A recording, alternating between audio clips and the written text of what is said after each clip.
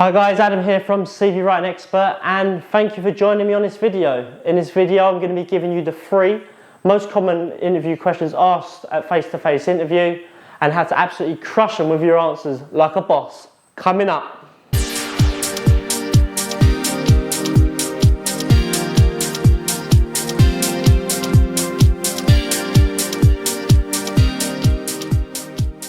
Hi guys, and welcome back, and thank you for joining me on this video in regards to how to answer the 3 most common type of interview questions and how to absolutely crush them like a boss. So let's get into it. Interview questions, we're all going to get them when we go to interview, be it on the phone or face to face or even over video now.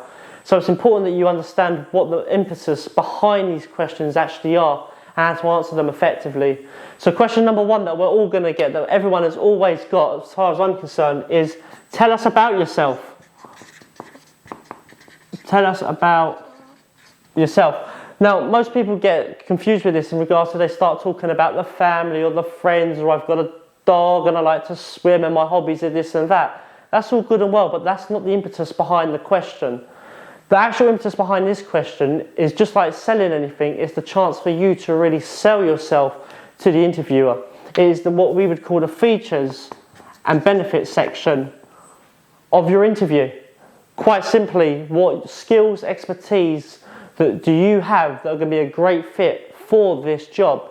For example, if you're a project engineer or structural engineer, I've been chartered for the past 10 years, I've worked on X project, Y project, I've kept X amount under budget, which is why I'd be a great fit for this organisation and this role that I'm going for.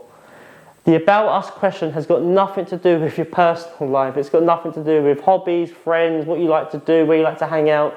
It's simply the features and benefits of your career and what you've got and what you can offer the organisation. Again, pick your key skills and experiences out and then relate them to how you're going to benefit the organisation, the features and the benefits. Very, very simple. The second question that we actually get quite a lot and caught up on is, what is your weakness?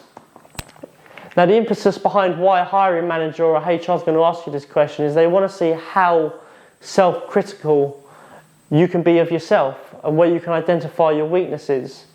Now, depending on what job you're going for, this can actually be detrimental to your actual answering in regards to this process.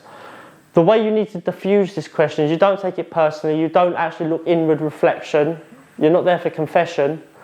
What you simply do is you find a weakness that you have that is not related to the job that you're actually going for to diffuse it. For example, if you're going to go for an administration job where you're just going to be doing filing and you're office based and they ask, what is your weakness? You could simply say, well, I've not got a driving licence, so I'm unable to drive, and I found that in past applications that's gone against me because I'm not able to get from site to site.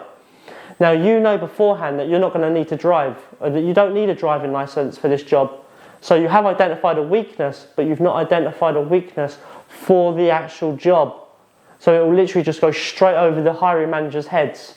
It's as simple as that. Identify a weakness that you know is not relevant or not needed for the job that you're actually doing. It's as simple as that, and it can be anything in regards to systems, it could be in regards to locations, it could be absolutely anything that's not related. For example, you go for an architect company. What is a weakness? I don't know how to use Program X. Well, you know that architects don't use Program X, so they don't care. You've identified a weakness. I can't use that system. Well, we don't use that system. Oh, well, you're in luck. I use the system that you use. Turn that weakness around. Very, very simple. Identify a weakness that you have that has no relevance to the job, and you're on to a winner. Third interview question, impetus behind it, is what do you dislike about your current job? Now, this actual question is what's called a bait question. It's a bait question to basically trap you into thinking, or what the actual impetus behind them asking this question, this bait question, is to see if you're a moaner or a complainer. They don't actually care about whether you get on with your current boss. They don't really care about whether you enjoy your current work, but you have to pick something. So what you have to do is you have to first identify something that is universally boring or disliked. And we're going to go back to our administration example, so it might be the filing. you're then going to turn it around into a positive. So what you're going to say, for example, is, what do you dislike about your current job? Well, I'm not a big fan of the filing, just like everybody else, but I understand how important it is to the organisation that it's done effectively and efficiently. So I like to make sure I get it done quickly, so I can get onto the more fun aspects of my job or the more productive aspects of my job. Now, I've taken a task that is mundane, that's a bait question, and I've turned it into a positive. Again, I'll reiterate it. What do you find, or what are you finding that you dislike about your current job? Well, you know, just like everybody else, I'm not a big fan of the filing. It can be a bit monotonous, it can be a bit tedious, but I understand how important it is to the organisation that the filing is kept up to date and is accurate. So I like to take pride and take my time in completing this task efficiently and effectively, so I can get onto the more fun aspects of the job, such as yada yada yada.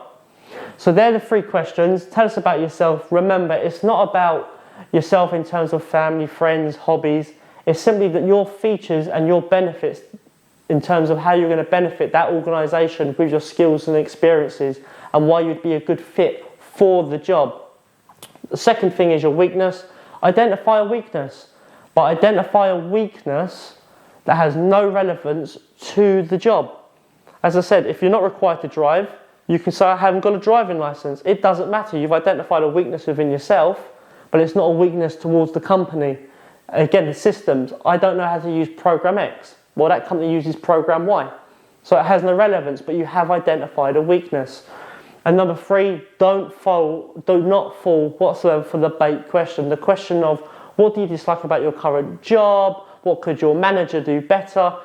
Find something that is universally boring or monotonous or even tedious that the other person would relate to, such as filing. Who enjoys the filing, right? Turn it into a positive. I find that this is monotonous and boring the same as everybody else, but at the same time I understand how important it is. It is one of my responsibilities, so getting it done accurately and correctly is an important part of my job, and that's what I like to do. So in terms of those 3 tips, I would love to hear your comments, and if you actually do use these at interview, please do get in touch. I'd love to see how they went. They are tried and tested methods with HR managers and internal recruiters. If you want some more information on ourselves and our company, you can subscribe below. Follow us on social media, and you can also go direct to our website at cvwritingexpert.co.uk. For more videos like this, please do have a look at our playlist. We've got playlists being added weekly, and we look forward to seeing you guys soon. Thank you for taking the time.